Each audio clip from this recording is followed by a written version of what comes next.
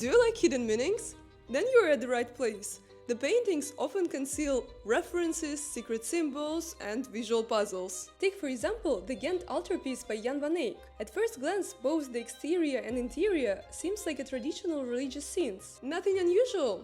Well, in reality it hides a lot of surprising details. Let's start with the outside panels. Here we see the Annunciation scene. First, all 4 panels are united by the space of a single room. Before that, one panel usually meant one space, one scene. Van Eyck breaks this rule and creates a unified environment. Second, the central area is occupied not by figures, but by objects. And this also goes against traditional composition. That small wash basin isn't random, it symbolizes the purity of the Virgin Mary. Third, you can spot a reflection of the window from the opposite wall, the very side where the viewer stands. It means that Van Eyck depicts the room as a complete space, including the viewer's reality.